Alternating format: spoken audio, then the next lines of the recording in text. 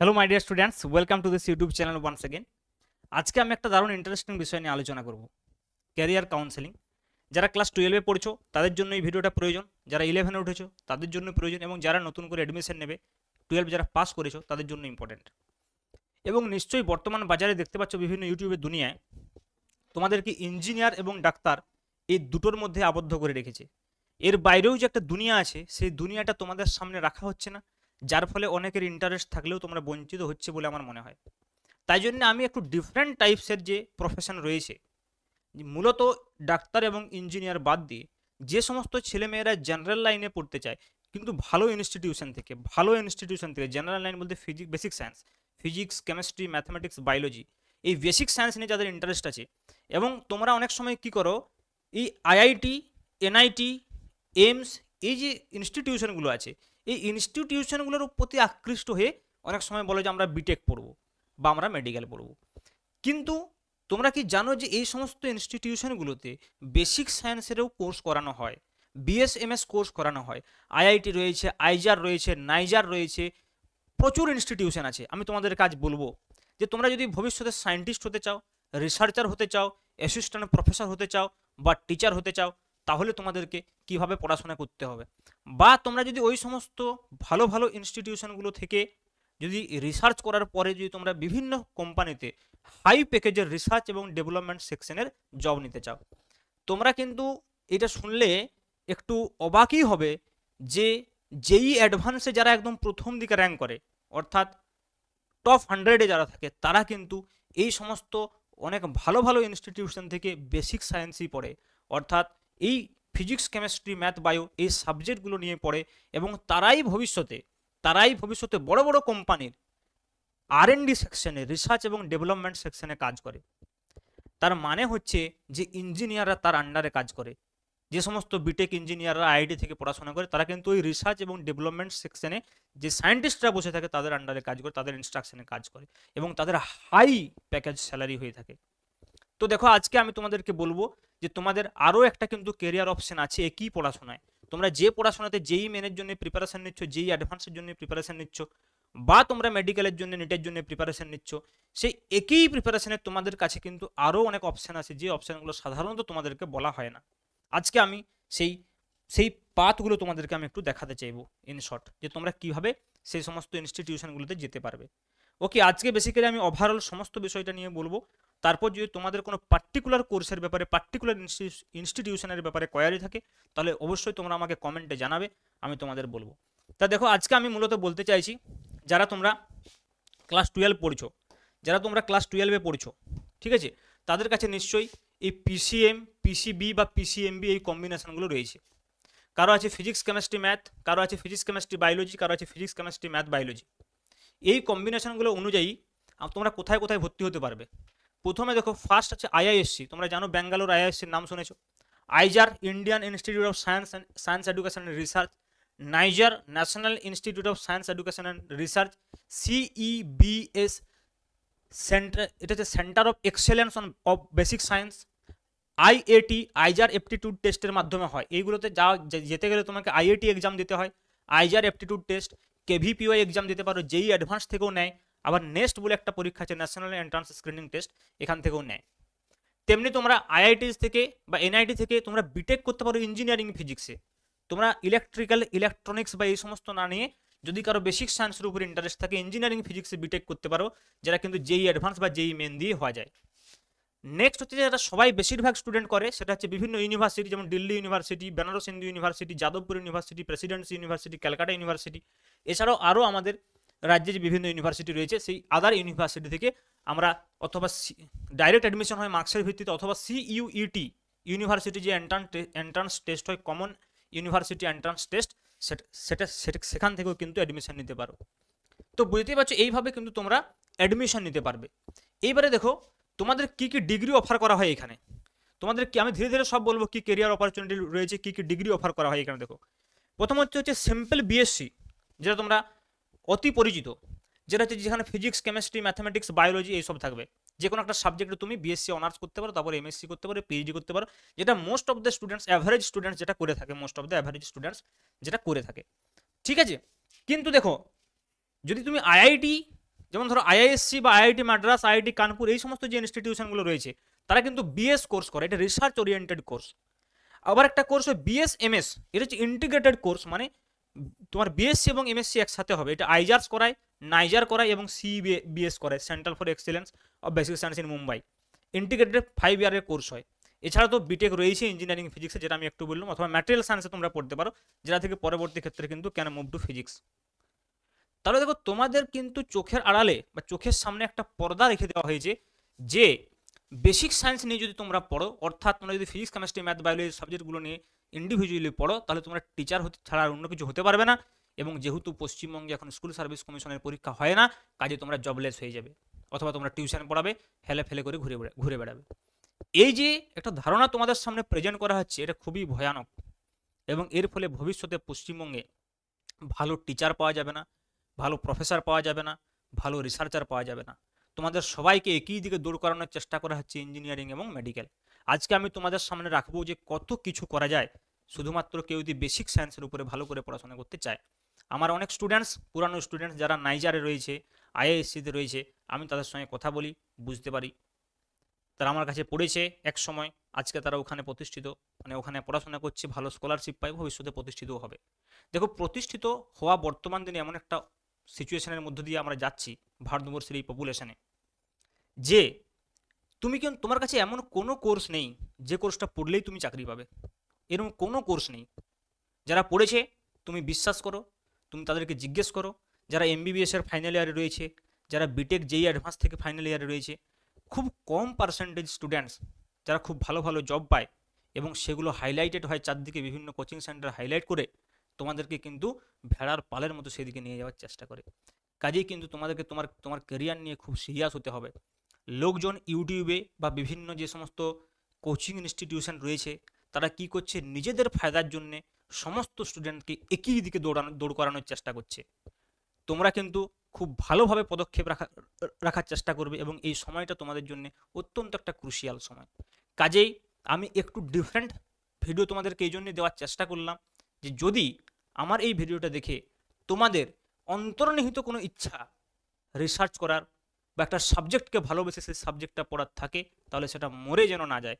এই ভিডিওটা দেখে হলেও যেন তোমাদের সেই আত্মা, সেই অন্তর্নিহিত ইচ্ছা যেন উজ্জীবিত হয়, এটাই আমার একটা চেষ্টা। ঠিক আছে, তো আজকে আমি তোমাদেরকে বলছি বিভিন্ন এই কোর্সগুলোর ব্যাপারে।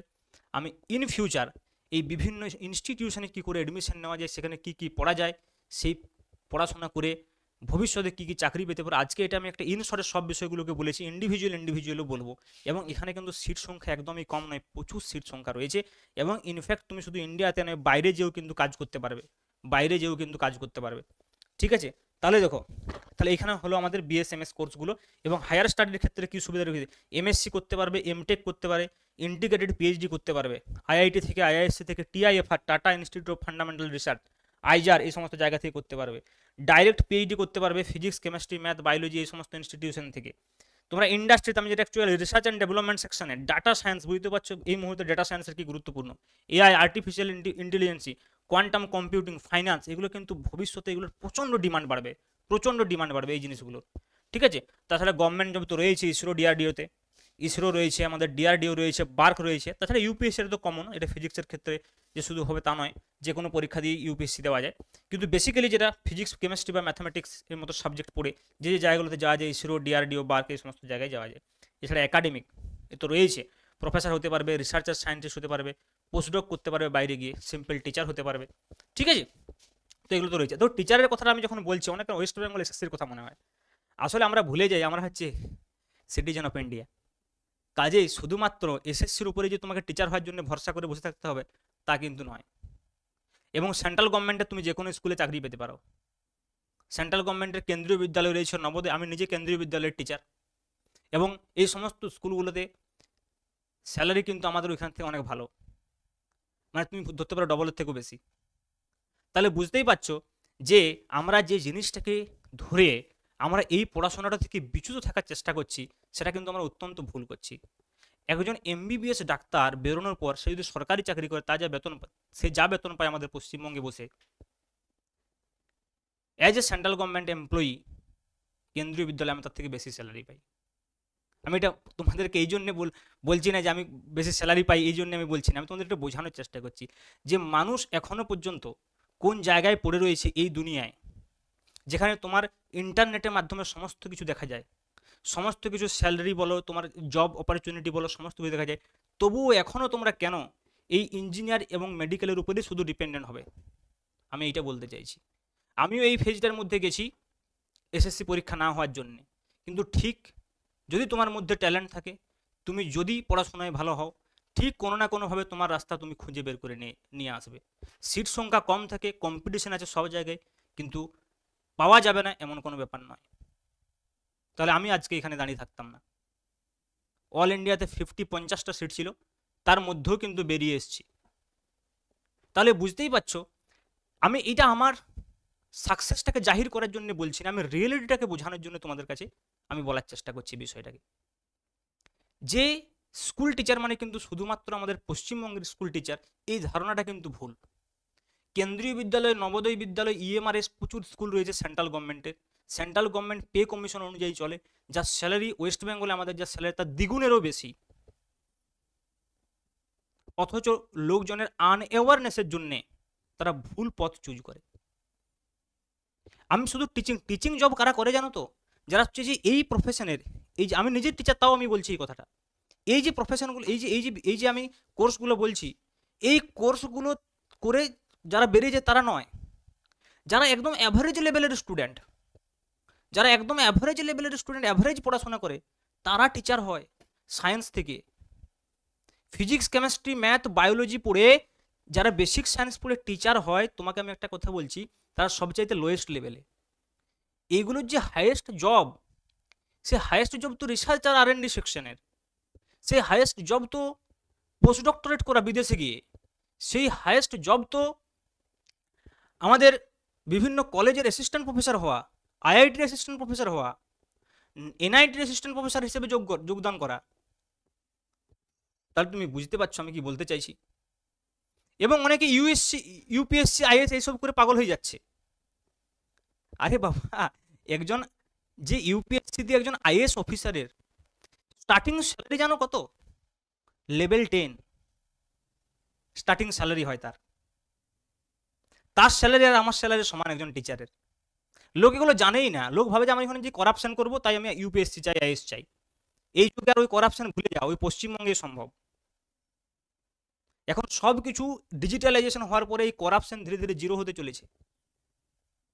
তাহলে বুঝতেই পারছো যে ওই সমস্ত করে আর কিছু লাভ নেই। তোমাকে কিন্তু দেখতে হবে, তুমি যদি গভর্নমেন্ট জব করতে চাও, তুমি যদি নিজে কিছু করতে চাও, তুমি যদি রিসার্চ অ্যান্ড ডেভেলপমেন্ট সেকশনে যাও কোনো কোম্পানিতে, তাহলে তুমি শুধুমাত্র একটা কোর্সের উপর কেন ডিপেন্ড হয়ে থাকবে?